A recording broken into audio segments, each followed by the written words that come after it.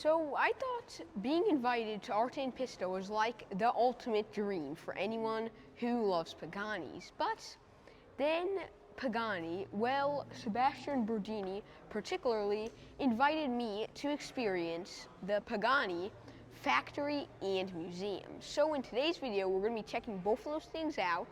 Most of it is going to be about the museum because I'll only be able to show like bits and pieces of the actual factory. But let's get into this video. And so Sebastian is going to be showing us around the place, talking us through all of the cars, their histories, and that type of thing. So let's get into the video. And as you guys have already seen, the Pagani Zonda HP Barchetta is sitting right behind us. So I want to ask you one thing, like what was the main inspiration for this car? So this is actually one of the most iconic Paganis ever made. It's a car from 2017. This is a car that is inspired by the Sport Corsa cars of Mille Miglia. So you know the very famous race in Italy starting from Brescia. So for 1,000 miles.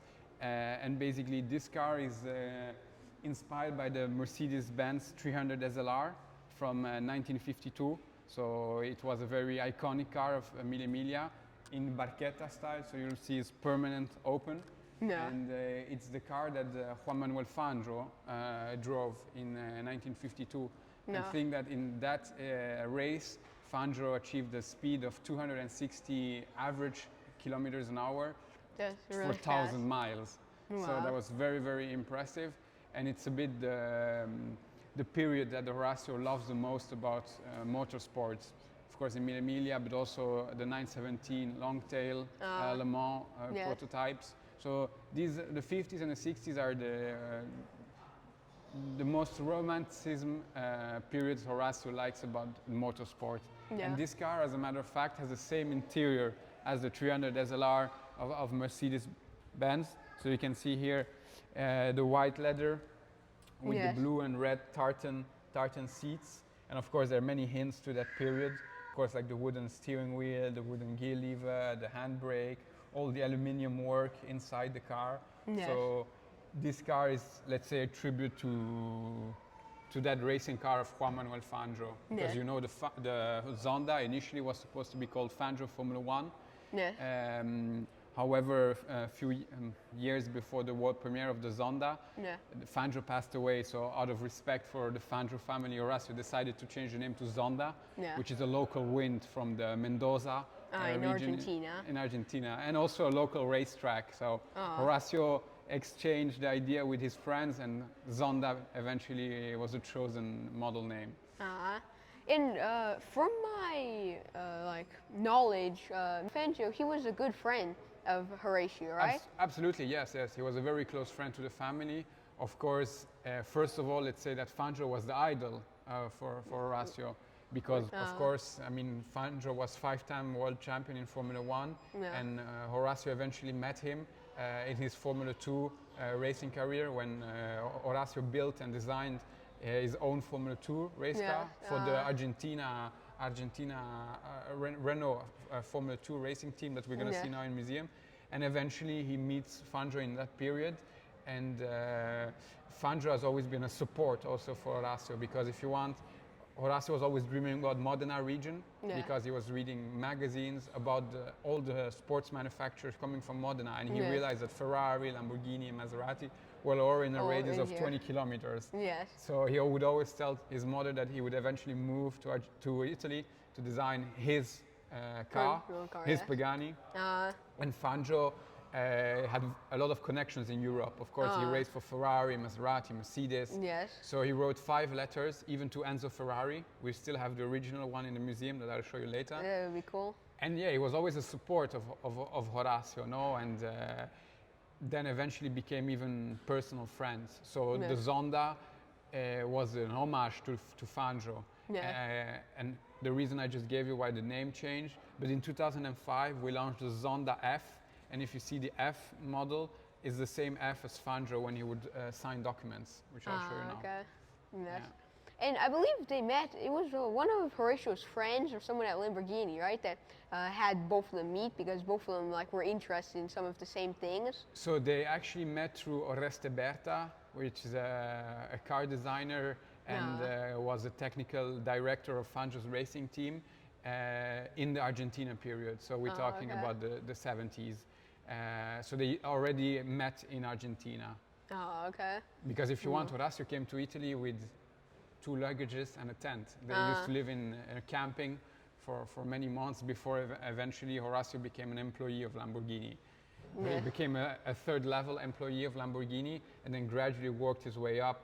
Because of his knowledge with the carbon fiber, I Absolutely, believe, right? yeah. He was in the research and development department of Lamborghini and tested out these composite materials, so carbon fiber, Kevlar, fiberglass, and then eventually became head of design of Lamborghini for the Countach 25th anniversary.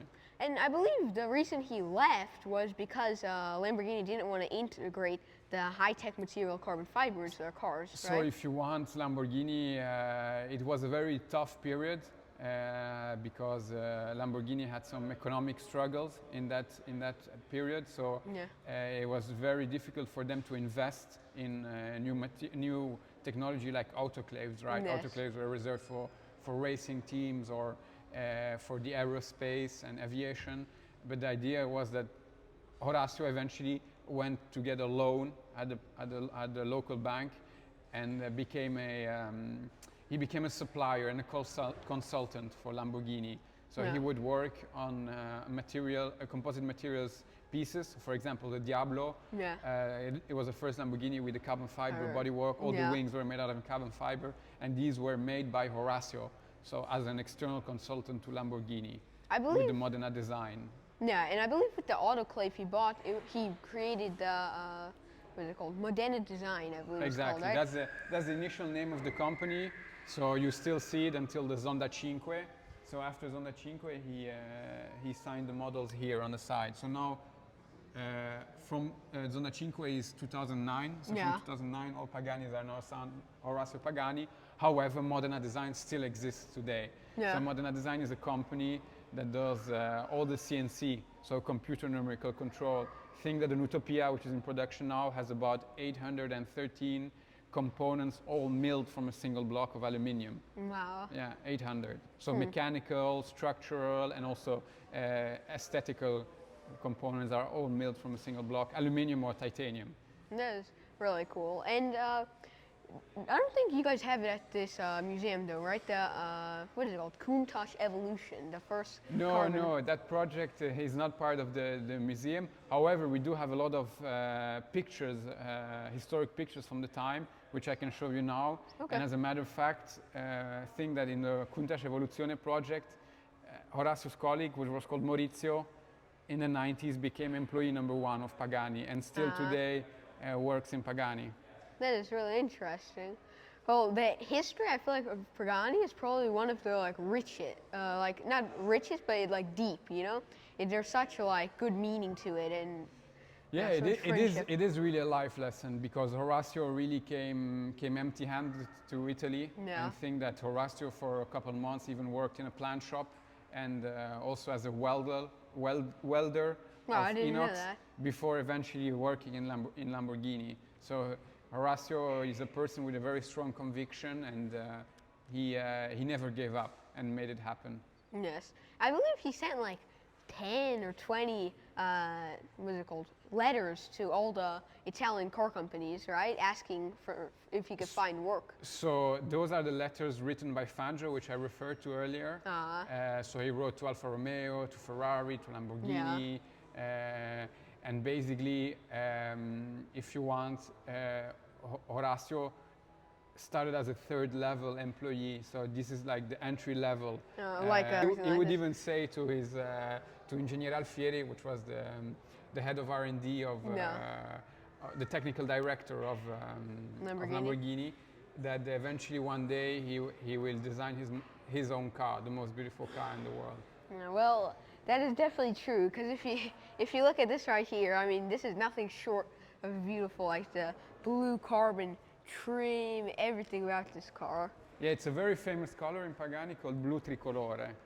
So it was a painted, tinted carbon fiber with also here the blue Francia details. It's like that blue electric, and then the normal non-tinted carbon fiber. Carbon fiber, No. And then, of course, here the Barchetta, you can see how the A-pillars have been cut. So Barchetta in Italian means a small boat. And of course, this is the period that Horatio is most inspired to, right? The 50s and the 60s in the motorsport world. Yeah. You see at Zonda, Huayra, and Utopia, there are a lot of hints to that period. Yes. And it was kind of inspired, like, I believe this Barchetta design was probably inspired also by, like, Maserati birdcage, you know? It had the same type of styling. In a way, yeah, it's those Barchetta. So think that in Barchetta, we also have the Zonda Revolution Barchetta, which we have in the museum.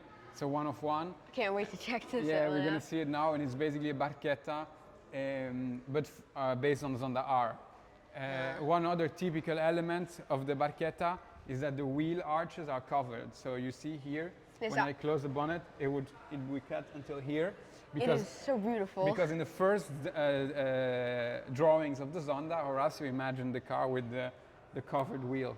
Yeah, that is so beautiful. I think Pagani should start doing this like on Utopia and stuff. It is such a beautiful design. Maybe one day. I'm a huge fan of it, yeah. And then this is number 1 of 3, and the 2 other cars are owned by private customers. So there are 2 customer cars, and this is the only gift that Horatio ever made to himself for his 60th birthday. So this is the first, the first ever. This is so cool seeing this. The design is like another level. Literally, I can't compare another car with the same amount of design. Just like everything, the multicolor, like the way everything is beautifully like integrated into each other. The lights, these pieces right here, the air intakes. This is super duper beautiful, and I believe they have like 8 or 9 other cars over there, right? All super Yeah, we duper have the rare. cars of the collection of museum that we always try to keep updated. Yeah. And we always try to select models with a very specific history that can explain where we come from. Okay, well. Shall we go? Sure, yeah, Let's let's go. Okay, so that area was kind of crowded, so we just like skipped through and into the actual like super beautiful area, all these cars over here. And first, let's actually check this out, like a whole bunch of different models and like different designs like this. So this is, I believe, Horatio's, right? Horatio's like different designs. Exactly. So basically, as you can see, we preserved the original scale models that Horatio made with his own hands. Yeah. So he started with balsa wood models at a very early age. Yeah. And then eventually started using also Nesquik cans and even painted the cars, right? So as you can see, these cars are a lot inspired by the 50s and the 60s period. Of course, we have the Barchetta racing prototype with the Can-Am racing car, and we have a lot of cars inspired by the wedge design. Yes, from the like 80s and 70s. The Miura, the Lotus Esprit, of course, the Stratos. You can find the Alfa Romeo Carabao. You can find a lot of cars, and these are the Mara 1 and Mara 2. Made in the 68 and 69. And basically, these cars are in tribute to his parents, because his parents played a very pivotal role in the way that Horatio, thanks to his mother, understood the artistic part. And then his father, of course, that scientific approach. Yes. And combining both, that's how we found out about Leonardo da Vinci, right? Yeah. Because at your age, he was reading a book about Leonardo da Vinci, where he found out that Da Vinci used to argue that art and science are 2 schools that could be walking together towards one purpose. And that's what he found in the automobile, right? Of course, you have the mechanics, it's all about science, right? Aerodynamics, it's a scientific school. Then you have the beauty of things. So today in Pagani, when we develop cars and start designing new cars, we always try to study what can be beautiful and what is the most advanced in terms of materials and mechanics and aerodynamics of a car. Yes. The science part. Thing that to explain the philosophy is that, of course, by an art, a Pagani car is 7,000 components handmade, so it's really an expression by the hands. And scientific is because Pagani always has written the history of the automobile, right? I mean, Zonda was the first car with a carbon fiber monocoque, and the press used to say this is more than a supercar, this is a hypercar. Yeah. And Huayra was the first car with the active independent wing system, aeroflaps in the world. So Pagani always tries to push the boundaries of hypercar machinery always further. And that's because we live by Da Vinci Da Vinci's inside. Yes. And basically here in the museum we have an area dedicated to the Argentinian period. So as you can see, we completely redid the decor because this was his workshop in Argentina called Taller. And you can see he kept his original tools. And basically in the back of his yard he had this workshop, and he would work on all types of scientific projects, right? So he would build the mini moto, the Formula 2 racing car, even used to make like cabins for vans made out of fiberglass, bar stools. So he was always experimenting, right? Yeah. And of course, the most iconic is the Formula 2 racing car, which eventually became Renault Argentina official racing team. So in Argentina, this Formula 2 race car was raced by Beamonte, which is a very famous Argentinian Formula 2 driver. And he made everything in himself apart from the engine, which was supplied by Renault Argentina. So all the subframes, the wings, the body, even the brake system. He even painted the car. So this is a car that he made when he was 18 years old. Yes. He was The a very design young is adult, like, right? yes, so nice. So you know he was very, very into that scientific approach of the automobile. Yes. And really, sorry to interrupt, but No, don't worry. really, like these cars that he's been designing, it reminds me so much of like myself. Because like I wasn't looking at like reading and taking inspiration from Da Vinci, but I'm taking inspiration from him pretty much. Like I look at all these beautiful cars, like the designs. Horatio is the first one to say that the philosophy of Pagani Automobili today is not something that Horatio invented. It's something that Leonardo da Vinci argued more than 500 years ago, right? Yes. To give you an example, in the development of the Huayra R that you've seen at Monza this weekend, when we brought the car for the first time in the wind tunnel, the car was very, very efficient in aerodynamic terms, right? Yeah. The Huayra R regenerates about 1,400 kilos of downforce on a car that weighs 1,050 kilos, right? Yeah. So these are very extreme numbers. Yes. However, definitely. some parts were maybe aesthetically not appealing. Yes. So we took the car back and modified some elements from an aesthetical point of view, brought the car a second time back to the wind tunnel, and with the modifications that we believed were more appealing, the car was even more efficient. Wow. So either it's just luck or it's Da Vinci was right. Yeah, so Da Vinci is true. Like it's true that you have to combine science and art, and you'll get like the best. Because if you look at all these cars, like I mean, this is like the best pretty much. For us, if you want in Pagani, the figure of in the R&D department, it's an open space. So engineers and designers are really exchanging, and Horatio likes to use the word contaminating each other, because a designer must also know engineering functions, and an engineer must be also open to design and aesthetics, right? Yes. So it's really an open space, and in the automotive, a designer will never see the end of his first draft, right? Yeah. Because it would eventually be modified by an engineer. However, in Pagani, we try to have these two people in one figure. Yes. And that's another reason I feel like that the Zonda, like they say it's ended, but there's constantly new ones because it's constant improvement. They're not new ones, so they're if you want, either restoration on an existing chassis, because we have a department that can restore the car and give a second life to the car. We even have the certification book. Then we can even do Unico projects. So Unico project, if you want, is with an existing chassis, you can upgrade that existing chassis. In other terms, it's a resto mod, right? Yes. A resto mod and bespoke personalization.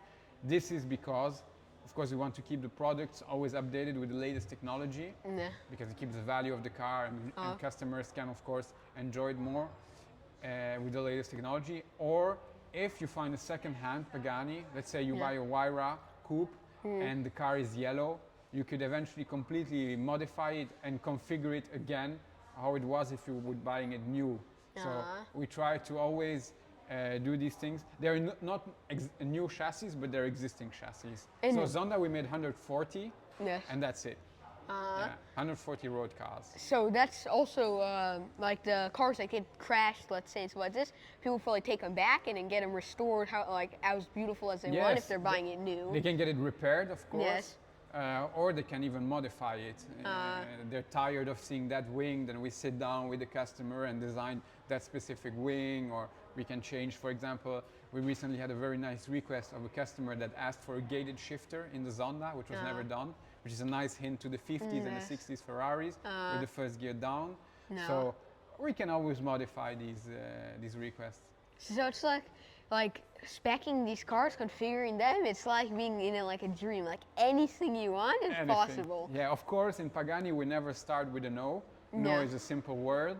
But of course there are some physical limitations. Yeah, of course, But we always try, and also safety and homologation. I think that for the Codalunga we made 5 cars. It's the sky blue car that you saw at Monza. So there are 5 in the world. But the car is globally homologated. So the car has all the certifications, all the emission tests, all the crash tests. So we had to crash that even for 5 cars. You had to do a crash test? Yes, we have a series of 50 crash tests. It was probably it was probably terrible having to not crash just one. R like this. No. So safety for us is, to be fair with you, is the profile of cars for us. It has to be a safe car. So think that we, for example, block our engines at 350 kph. Utopia is the first hypercar on the market that has knee airbags. Really? Yeah. Wow. So because we studied a lot crash in the automotive on these types of cars. But we spoke about this, right? Adding 2 knee airbags was adding weight, so we completely redesigned the AC system. So we always try to have the active safety. For example, now with Pirelli we developed the Cyber Tire. So it's a sensor in the tread of the tire that can basically adapt ABS on the tire compound. So it has 3 different tire compounds. And of course ABS is not the same on a winter tire or on a summer tire, right? So the tire can, when you change the tire on the car adapts its brain. And basically I've seen videos of the car with and without Cyber Tire, and the car brakes 2 meters before. So we always try to improve safety. And so we can now pass. So what is this right here? This is definitely a Zonda, but I can't completely name it because there's so many different looking ones. Horatio often refers to this car as the most important Zonda because this is a Zonda C12 from 1999 and it's chassis number 2. So if you want, this was a prototype that was born as a C12 and then eventually was a prototype for every Zonda development. So today it's in the final stages of a 760. So it passed all the evolutions from a Zonda family, and the mileage of this car is 550,000 kilometers. Wow, so it's pretty high mileage. So 500,000, yeah. Yeah, and so this is like really spec'd, right? Because a normal C12, it looks like less aggressive and it doesn't have as much exposed carbon. So this looks like special almost. So the C12 was very different because first of all it had the flat nose. Yes. Without the pointy nose. Of course here it's a sequential. So the sequential only became available from Zonda Cinque onwards. Of course this has a 7.3 liter engine, which is from the 760. It was a 6-liter engine, about 400 horsepower initially. It didn't have all the safety systems like ABS or traction control. This was reserved for more advanced Zondas. And of course, the carbon fiber was only available from Zonda F onwards. So first the C12s were well painted, and then the C12 didn't have this wing because this is a typical wing from a Zonda 760. So and the exhaust, of course, also. Nice, so nice. And basically this car is called Nonna in Italian, means the grandmother. Because this car contributed so much to the history of the company, right? To the newer cars, it gave stuff with different ideas and everything. This is the car driven by the press and also by customers and events. So it has a very, very high mileage. I mean, 550,000 kilometers of testing is No, It's a enormous. lot. It's enormous. So this was pretty much like the Huayra R evolution we're looking at, where all the press and all of the customers and everyone tests it out, see how nice it is, if they want to buy sure. it. So their cars were owned by the company who serve as development prototypes. So I don't know if I told you, but on Utopia we have 10 prototypes, 8 coupes and 2 roadsters, and we have about 800,000 kilometers of development. No, so on all of them together or each one?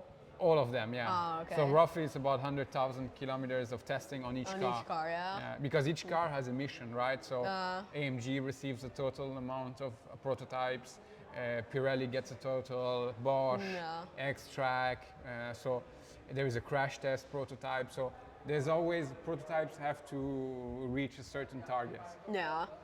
So, and this one is, like, I haven't seen the rest of them, but right now this one is like one of my favorite. It's so beautiful. Look, it's got even the original number plate from 99, Modena 99. That, you can tell that's been through a lot of wear.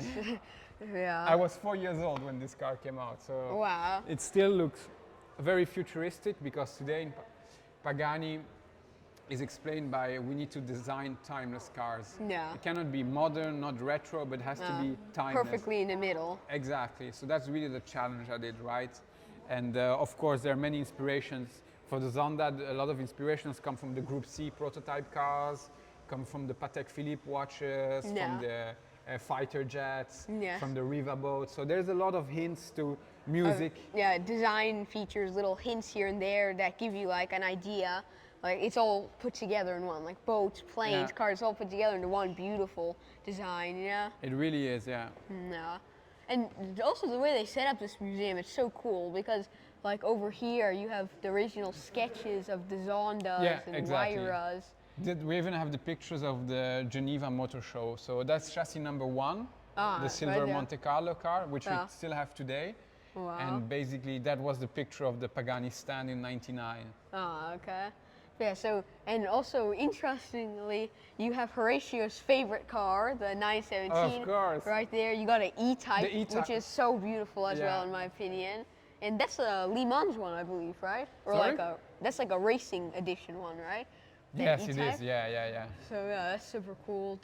Because we always try to have temporary expositions, and this is a temporary exhibition from an artist, and Horatio picked out his favorite cars from there. Yeah, that's cool. You also got like the red Utopia Roadster over there, which is also super nice. And the way everything's set up, and like all these like Nürburgring records and stuff, it's like looking at a massive like art museum almost. It is so cool. And so you got that beautiful Pagani there. Ferrari, you see, Signor Enzo Ferrari. So this is the letter actually sent to Enzo Ferrari from Fangio. Yeah, and see, you could even see like the different names here, Fangio, and you see Enzo Ferrari right there. So that is super cool. Sadly, I can't read it, but it was, I believe, trying to have Horatio accepted into one of the companies. Exactly, to present Horatio to Enzo Ferrari to eventually work, which actually Ferrari is very keen to offer Horatio a job. However, in the racing department, because the road cars of Ferrari were designed by Pininfarina. So they were outsourcing design, and this couldn't happen because Horatio was more interested in road cars. So they didn't have like pretty much a design space for him, because they didn't have their own design division. There you go. Except for in racing, but Horatio wasn't like excited or interested in racing. So instead, he just didn't go to Ferrari. No, exactly. And then eventually Lamborghini offered him the position. So that's why he worked at Lamborghini. And here you see there are also pictures of Fangio visiting him at Lamborghini. And you got a like larger print right there if it's kind of hard to see. So that's really cool. This is Oreste Berta, which was the technical director of the Fangio racing cars at the 84 Hours Nürburgring, which was a designer and an engineer in Argentina. And you have like a whole tribute to Fangio here, a whole bunch of magazines, photos. What is that right there? This silver car right here. So this is actually a concept car from Lamborghini, that eventually never saw light because Horatio was working as head of design and R&D. He was working on the prototypes. So, for example, the most iconic prototypes, of course, is here the Countach Evoluzione, which is a picture we have here, which was the first road car entirely made out of composite materials. Yeah. And then we have also other concept cars, like for example the L30. This is a Lamborghini? Yeah, so basically the L30 was in homage for the 30 years of Lamborghini, and it was supposed to have the V10 engine, because it was Dodge, it was Chrysler group. So the idea was to put the V10 and create the entry-level Lamborghini, which eventually became the Gallardo. Yeah, and actually this looks like Horatio put a lot of like ideas in this to the Zonda, because like look at the rear light right there. Exactly. You could see like the way the wing looks, the rear diffuser, also like this canopy right here. So there's a lot of like the same design features. That's super cool. And then also right here, it looks like the... So basically, this is the LM002, which was an off-road super SUV with the Countach engine. And basically, Horatio designed entirely the AC system and the interior of that car. So this was like a concept, right? Because I think this looks way better than the production one. Production one kind of looked like a brick almost. Yeah, he was in charge of that project, and here in Modena they used to call it the Jeepone. Because it looked like a Italian Jeep. Yeah, exactly. That's funny. And then you got right here like... This is actually the P140 concept car.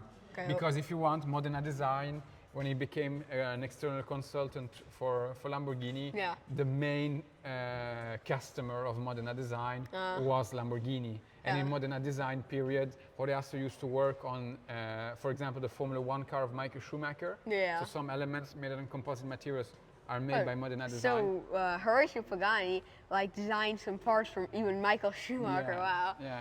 And think that he even made a ski boot made out of carbon fiber for a very famous Italian athlete. He also made a racing carriage for horses made out of composite materials. He worked on components of a fighter jet made in composite materials. So he like everything he designed was pretty much out of carbon fiber. That's because pretty Modena interesting. design was actually a way to make money and save money to fund the Zonda project, right? Oh, okay. I understand. That's pretty interesting. And during those years, he was drawing the Zonda. Yeah, and then also you have some like more concepts here. You got like another like more rounded. The back of it right there almost looks like a 250 GTO. Somehow it's pretty interesting. Very important picture of the Countach Evoluzione here. Oh yeah. And the second guy from the left is Maurizio Ferrari. He was 18 years old when he worked on that project, and then in the 90s became the first employee of Pagani. Yeah. That's pretty interesting. Still works today at the company. Really? That's cool. Yeah, and then also you have like this Lamborghini suitcase, and then you have the Zonda F. So in 2005, Horatio finally can do the homage to Fangio, because you see the way this F, so of course this is carved into the aluminium. It's a single block aluminium, even the logo. So it's all connected? So the F stands for Fangio, because this is Fangio's signature. Oh, okay, yeah, that and of makes course sense. The F is completely different, right? With the Inconel exhaust, the titanium. It's the first ever car with painted carbon fiber. So you see here on the red taillights, it's painted. It's like red tinted, it looks like. There's like just these back parts right here. Then we received the new engine, the 7.3 engine, which had about 600 horsepower. And then here we also have the one-piece wing, which is typical from the F. That's super nice. Was the third Pagani with carbon ceramic brakes. Of course, also with the single wheel nuts here that you see. Like racing style. Exactly. So that's pretty cool. Then here we have the Modena Design logo, which I was saying. So Zonda F was the last one signed Modena Design. So even these Paganis had so of course this is a prototype. But until the Zonda Cinque, all Paganis had the MD logo. And it was called Modena Design because if you want, Modena Design was the first automotive manufacturer that had in Modena that had the design studio internally. Because again, all the other brands were outsourcing design. To like all the different companies. Pininfarina was from Turin, Bertone, Giugiaro, they're all from Turin. That's pretty cool. And of course, this is a Zonda F coupe car. No, and they have the cabrio as well, I believe. Yeah, right? exactly. You got like regular opening doors, but when you look inside, it's like art. We made 25 coupes and 22 roadster cars. Ah, okay. Yeah, you see all here with the black wood. It's a very peculiar configuration with the orange stitching. Wow. And so always in manual, because it's from the Zonda Cinque onwards that we have the sequential gearbox. That's pretty interesting, and you got more like carbon trim throughout here. Yeah. You have the like airplane style vents right You there, have, the air vents, which is really cool. All the buttons inside on the central console. It's like airplane, right? Like It really is, yeah. Also here, all the instrument cluster. You see, this is all milled from a single block of aluminium. Wow, so there was a lot of like design put into this. And I actually like that on at least most Paganis, they don't have like screens and extra stuff. It's like purely a driving experience. Yeah, so that's super nice. It's because again, a screen, it's not really timeless, right? If you look at a computer from 15 years ago, it's an old computer or it's an old TV. So screens are not that timeless. No. And the Pagani customer is not really a customer that is... wants like a whole bunch of tech. They want the beauty of the actual car. They want an engaging car. So if you see the Utopia interior, it's all about a gorgeous, you can see in the skeleton, the gears, all the buttons are carved from a single block aluminium. So it's more a hint to the 50s, but with a futuristic approach. We define it neoclassic. That's a good term, And also another thing I feel like about screens, like compared to no screens, is that screens, they get outdated so quickly. Like if you look at all these high-tech screens new cars have, in 10 years they're going to be breaking, it's going to be hard to fix them, they're going to be outdated. Phones. Yeah, like old phones, they're already like barely you're able to use them. So yeah, it's a great like idea not to use this screens. And then we come here, and we got the Zonda Cinque, which we were just talking about with that car and this car. And what year is this? 2010, right? Yes, because the Roadster came 1 year later than the Coupe. So the Coupe was 2009. And this 2010? This 2010. And if you want, this is a car that, thanks to all the development done on the racetrack with the Zonda R, the Cinque, having a laboratory car, the Cinque had featured all that technology, right? So it took like the racing car technology and put it into a road car pretty Exactly, much. This is the Cinque Roadster 505. So this is the last ever Cinque. So there are 5 coupes and 5 roadsters. And of course, because Cinque in Italian means 5. And it's in its launch spec. So this was the official launch spec with the red striping that you can see here. Really nice. And that white color. Over the carbon. You know how the Cinque was born?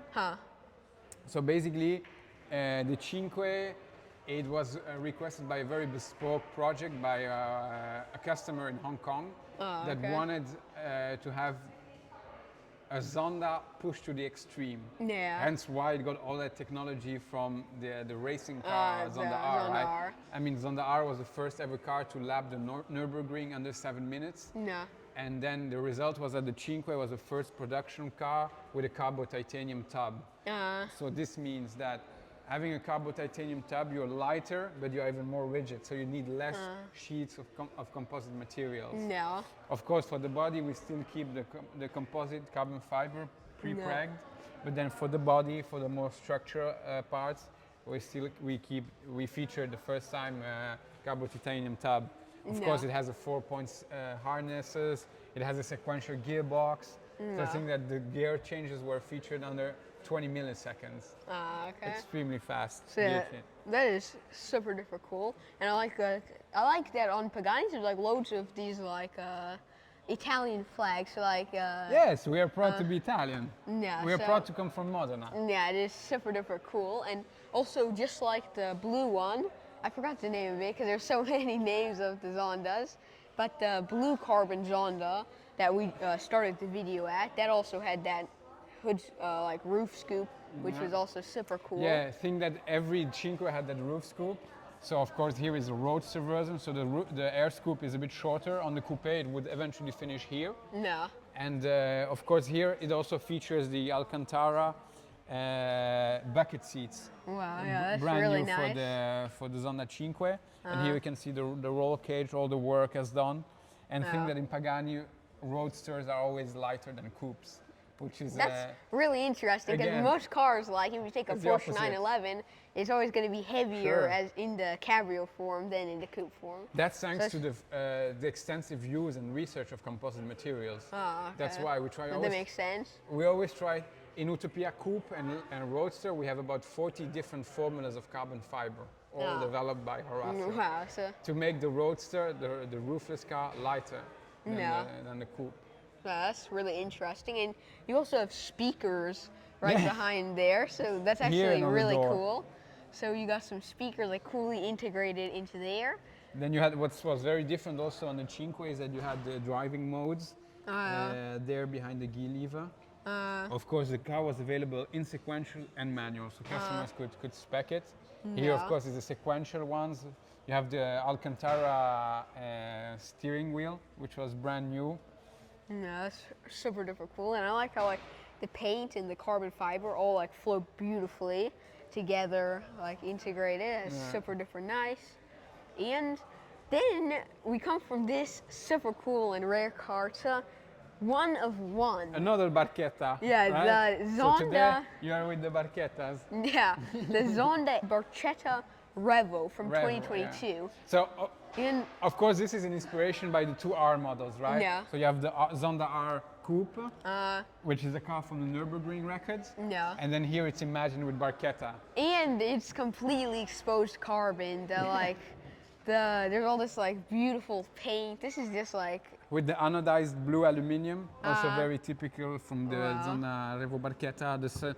The central shark fin. That's super beautiful. With the T-wing here, very typical of the Revolution. Yeah. The DRS, so it was Formula One technology. Yeah, DRS like on the Zonda. That's super cool. You got exposed exhaust. You can really see all this is what a Pagani customer is after.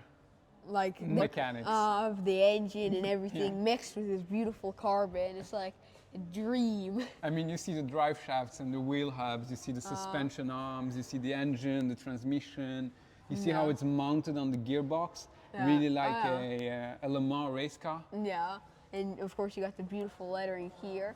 And like this video, like nothing is fake about it. It's like two kids like just seeing all these super cool cars. It's super cool. And you got these like lights. These were a little more like road type of use. They didn't have those extra like orange pieces, but you got like the most out of the carbon fiber look. The Revolution is an evolution of body and mechanical components on the Zonda R, if you want. Because we beat the record of Nürburgring in 2009, 647, and then 3 years later we went back to the Nürburgring with an additional package.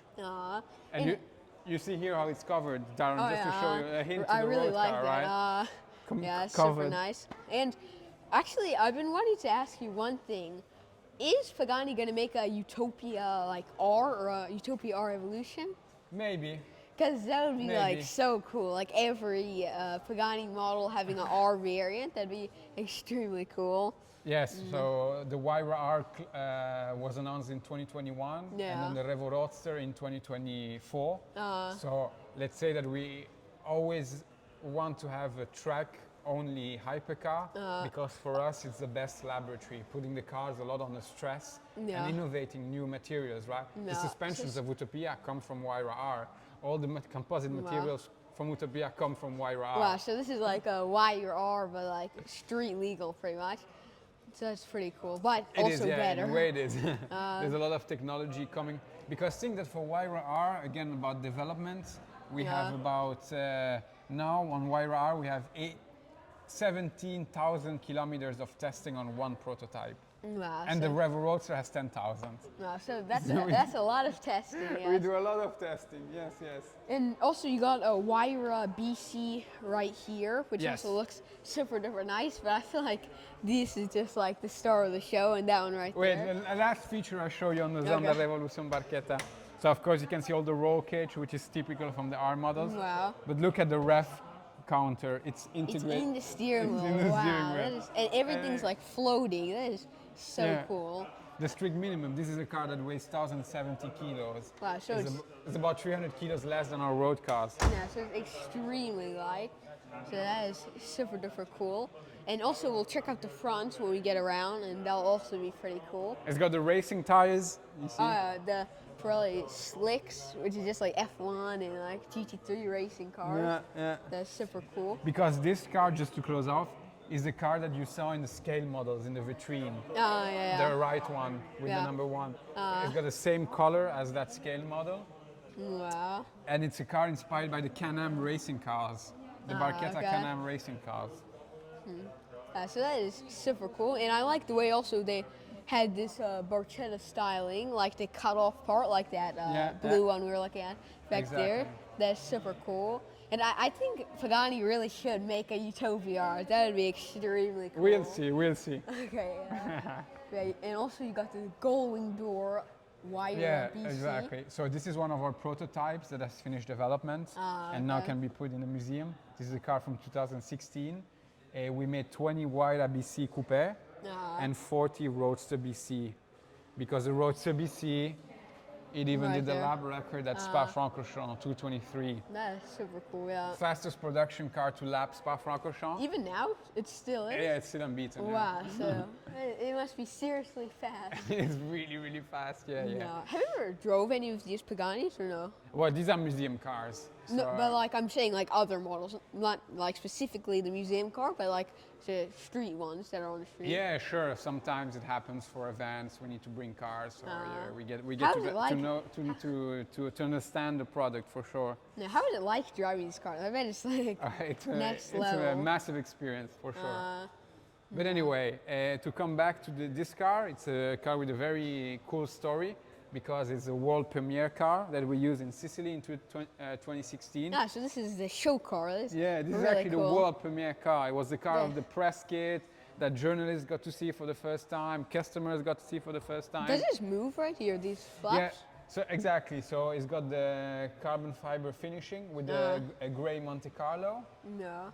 And then it's got like matte paint finishing. You see how it's matte and glossy. Oh, yeah, that's really cool. And then here, it's got also the blue and white striping because Argentinian flag it almost looks like. There you go, of course. So. And this is prototype number 2 out of the 10.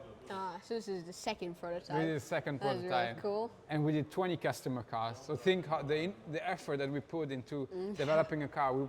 10 cars for 20 customers worldwide. So like you guys tested like crazy. Yeah, this car has a very high mileage. And you also got lights integrated into the carbon fiber. Yeah, it's a hint to motorsport cars that you can see here, the very low front lights, because in motorsport they're always low when there's a lot of fog. And basically BC cars stand for Benny Caiola, which is the first ever customer of Pagani. So it's this American-Italian gentleman. So that's why the name BC is on these wires. Yeah, it's an homage because Mr. Caiola passed away, but as a sign of respect that he believed in Horatio since the first model, Horatio dedicated let's say the most exclusive and most track-focused cars for Mr. Caiola. Yeah, and actually this reminds me of like Le Mans prototype cars as well. Yes. So yeah, that's really cool. Absolutely. So this was like if you wanted a road legal Huayra R, but you didn't want it just for the track, but you wanted it for road and track, you could buy this, and it's like super duper cool. Yeah, and you got also like exposed air intakes. Yeah, of course. Car. Here you see all the aerodynamic work, right? So. Oh yeah, when you close it up, it looks even better. Yeah. You see the profile of the car here with the air intakes, all the aerodynamic work. Also all the body. Here you see the winglets, completely integrated in the door. Yeah, and then also you have like the cool looking rims. They're like black and silver, like combined, which also looks super duper cool. And then you go from this to this, the Zonda R. I actually saw a Zonda Revolution at the racetrack, and that was super cool. And then you have the Zonda R, the one that started all this R lineage. And this just looks like, wow, you have matte carbon fiber on top, and you have like this orange strip with glossy carbon. It's like the glossy and matte carbon is like separated from each other. Yeah, absolutely. Really cool. You got a massive like connecting wing right here, just like also on the Le Mans cars, and also the exposed back as well, which looks super duper cool. And what are the specifications of this? It's like 600 or 700 horsepower, I think, right? So the Zonda R adds about 750 brake horsepower. It's a 6-liter engine made in collaboration with HWA, which is the motorsports department of Mercedes. Yeah. And it's a car that weighs 1,070 kilos. HWA, they helped also make the Huayra R evolution, right? Yeah, so they made the safe cell of the car Okay. and the entire power unit, so the engine and gearbox. Okay. So it's a Pagani V12 R engine, which is an engine made from a blank piece of paper on race specifications. I mean, you heard it racing, right? Like it's about very 140 loud. decibel. Wow. It's a V12 at 60 degrees, 6-liter engine that can super cool. that has a power output of 850 for Huayra R and 900 for Huayra Revo. A power output, and yes, it's the closest it can get to a racing engine for sure. In a V12 specification, which is very peculiar, right? In the power, like the sound and the looks, I feel like it was way ahead of its time, because like in 2009, having something like this wild, it was like there wasn't really anything like it yet. Yeah, I think that also the Zonda R was the first time that we started using titanium screws in the car. Oh, really? So that was even lighter. Like. A Zonda R compared to a Zonda road car had about 3,500 bespoke pieces for Zonda R. Wow, so it was even like more like wild than before. Yeah, absolutely. A lot of specific pieces developed for Zonda R. Yeah, and also you have this like super, like a completely flat underbody for like the ultimate aerodynamics, and I think. I mean, look at the bonnet. It's the biggest component we ever made until this day. So it's from here all the way there. It's one piece of carbon One fiber. massive piece of carbon, but I bet it's like only a couple hundred like pounds. I bet it's very light, yeah. because it's completely made of carbon. No, and the wheels also, you have like deep dish wheels, I think it's called. It's like deeper. It's super cool, like racing type of style. You got Pagani brakes right there, and this is like the ultimate, like the epitome of like a wild car. It's super cool, and you also have these air intakes here that you can see from the Zonda Cinque onwards. So that is super cool. On only Zondas, I think they have this, right? Yeah, exactly. Yeah. But and no Huayras or anything like this. No, this. because Huayra had a different design. You see, it's like a hélice form, the air intake. Yeah. More like smooth. It's another philosophy, and also more efficient, because the engines are also different, right? We have a turbo, bi-turbocharged engine on Huayra with a sequential gearbox transversely. No. And then on Zonda we had a longitudinal transmission with a naturally aspirated V12. And I think which we have here, by the way. Oh, that's actually really cool. And you've probably heard both of the engines. Which one do you think sounds better? I mean, when I was your age, I heard the Zonda for the first car on a journalist TV show, and I mean, it's a sound that will always mark you forever. Yeah. So of course my memories really cool. Go to the Zonda era, right? Yeah. And you actually got both engines on display. Yes, Let's exactly. See. This is the Huayra, I think, right? No, so this is the Zonda. Okay. It's a 7.3 V12 engine. And then we have the 6-liter bi-turbo engine on the Huayra coupe.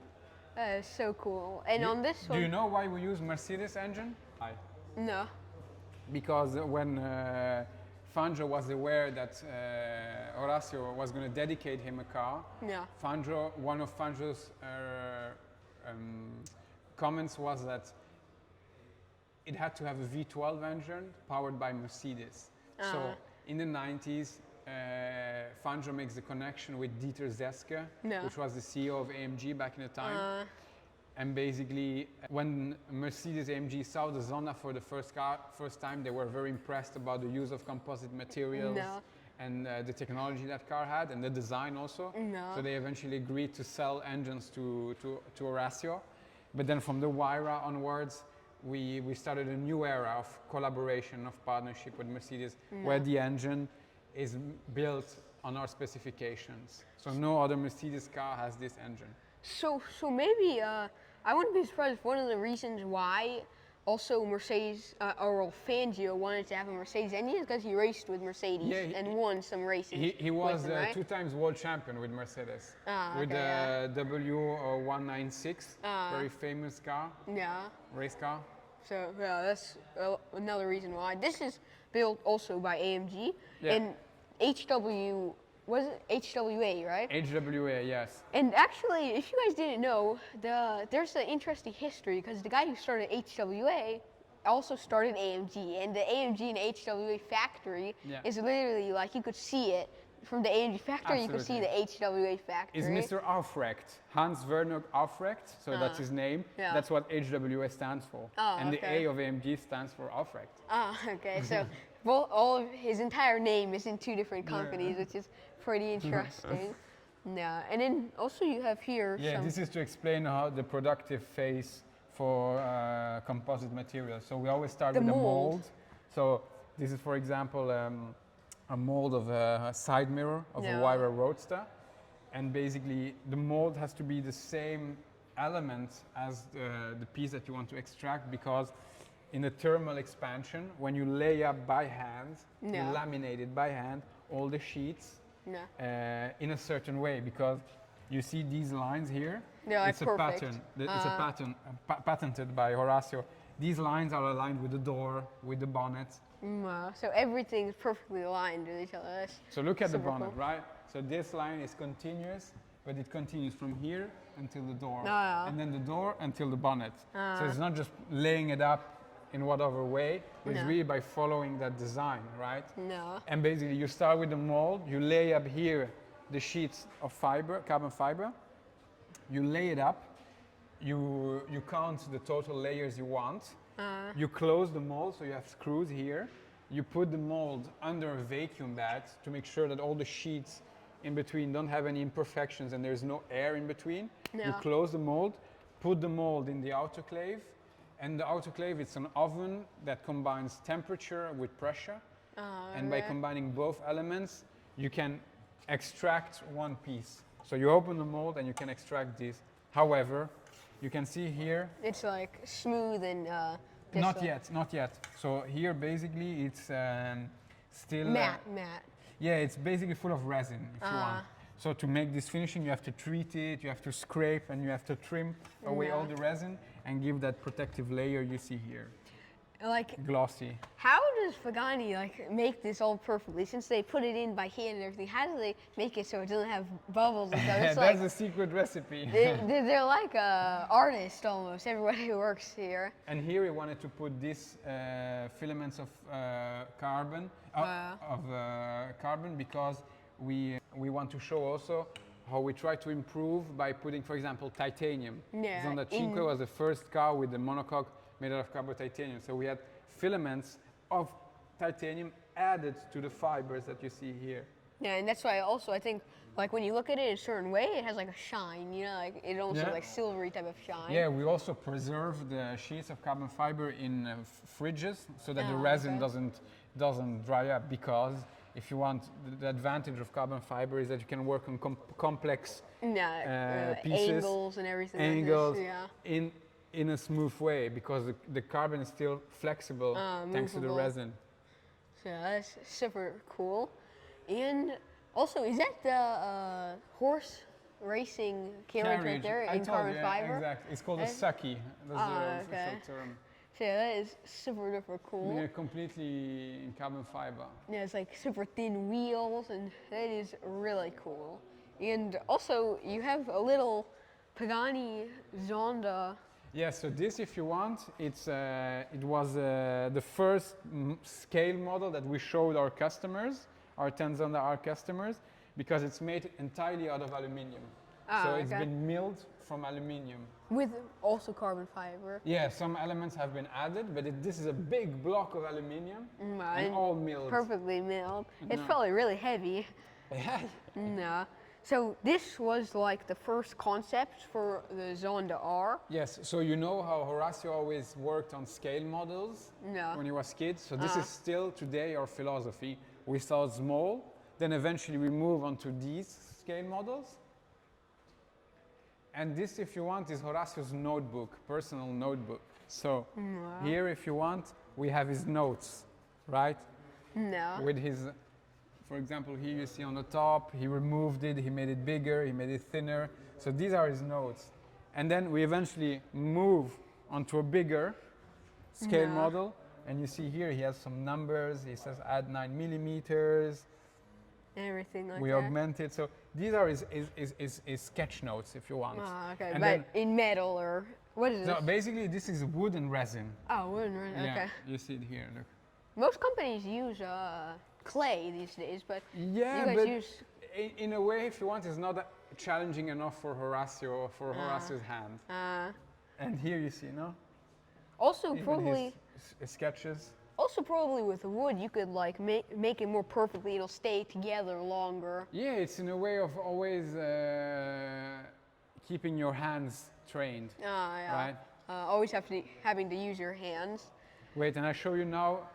We have one-to-one scale models, how it finishes, because this is an intermediate phase, and then eventually we have a one-to-one scale model. And actually, also you got a Huayra R right here, a scale model. Yeah, which looks that's what we gift cool. customers. So when the customer finishes the configuration, we always do the exact same configuration in a scale model. That's really cool. And you also have larger models here. Before and after. You see how it changes with the winglet. Oh yeah, the extra design pieces here the added. side skirts change also. That is really cool. We removed it because we believed it was not beautiful. And I just want to show you guys the fronts of these cars because they are super duper cool. And the back of the Huayra, this is like so beautiful, like pieces of art.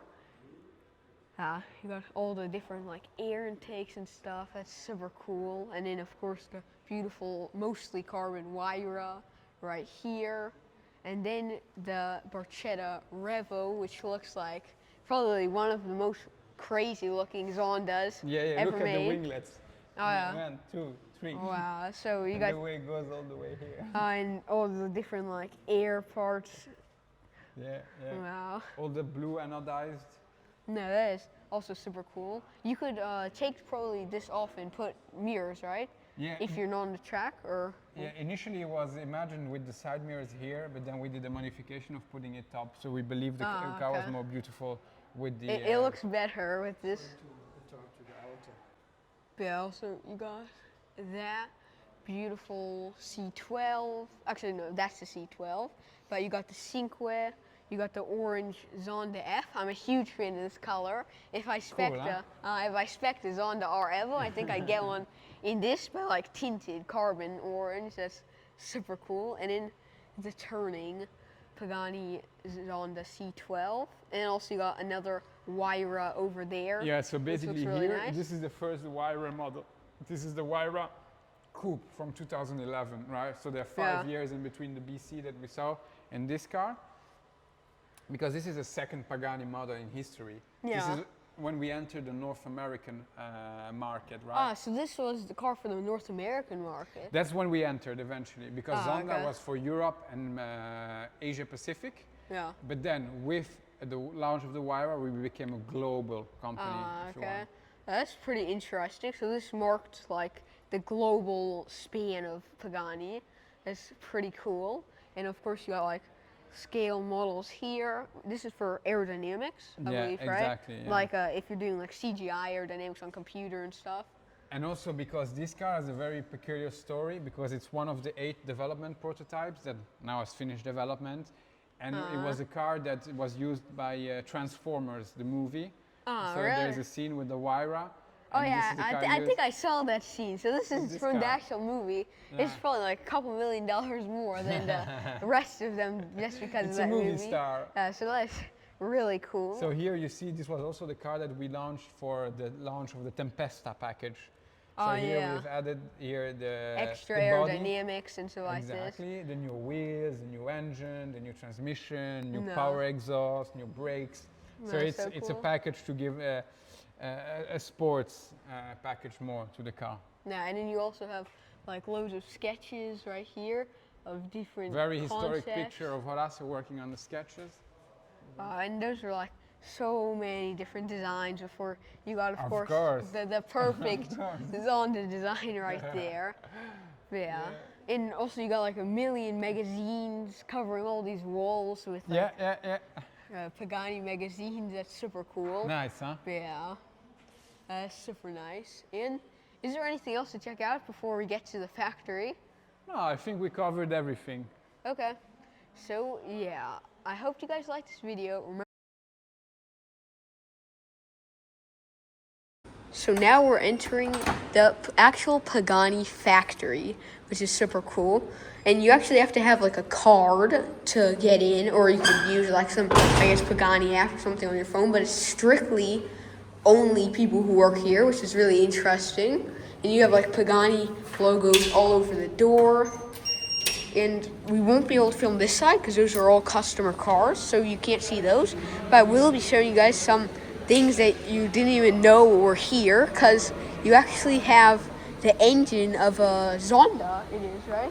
Sorry? Is this a Zonda engine? Utopia. Utopia? Okay, so that is the beautiful Utopia engine. I actually reviewed one of these. I'll be posting the video soon. And you have like this beautiful tinted blue exhaust. This is like pure art. And you also have this like gold rings around it here, which is super cool.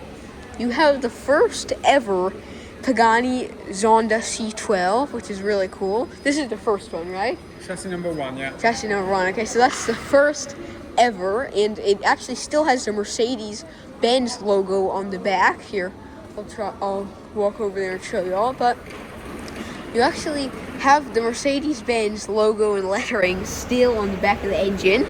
This created about 450 horsepower, and that was the first ever production Zonda. So the first Zonda to ever leave the factory, which is super cool.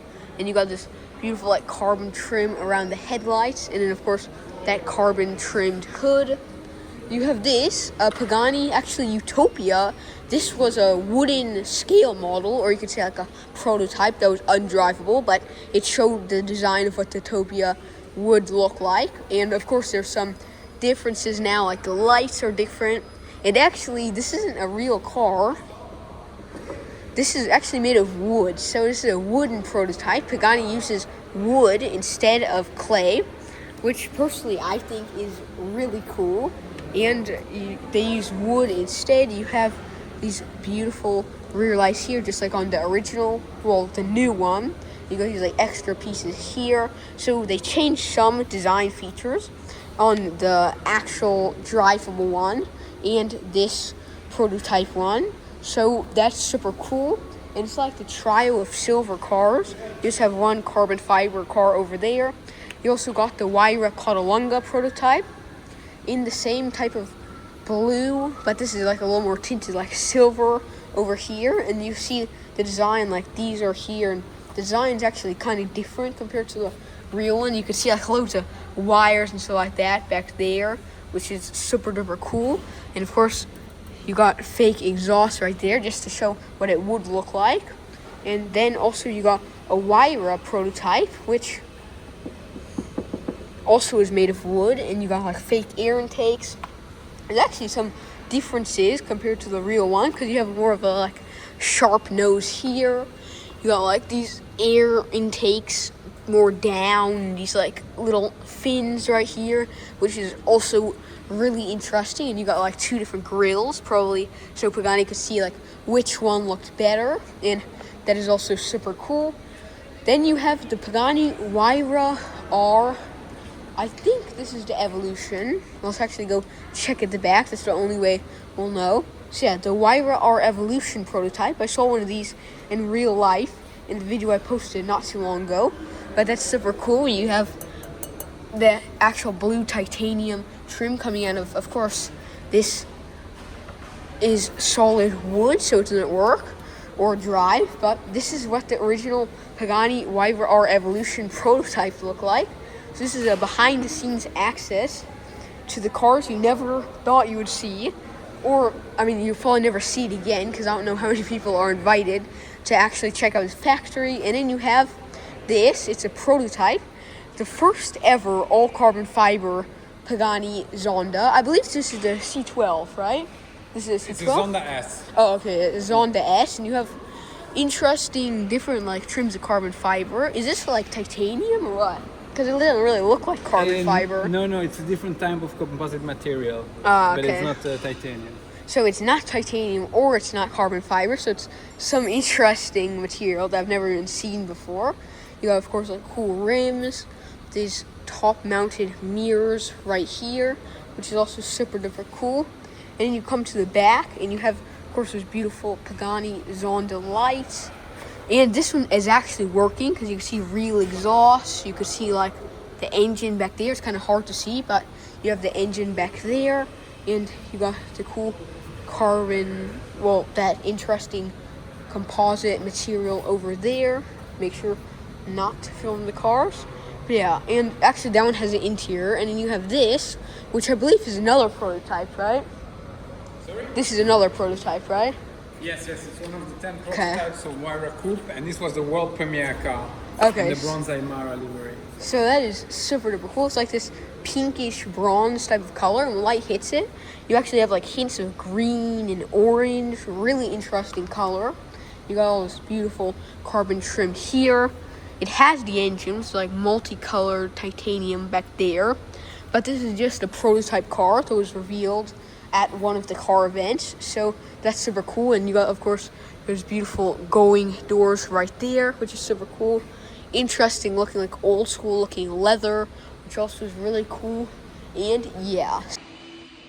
Alright, so we checked out the museum, we checked out a little bit of the factory. Well, we checked out the entire factory, but I was only able to film a little bit of it. So I hope you guys liked this video. Remember to like and subscribe, Xaaron Views. And if you guys like storytelling, adventures, and cool invite-only car adventures, I hope you guys like, subscribe, and wait for my next video. So see you guys next time.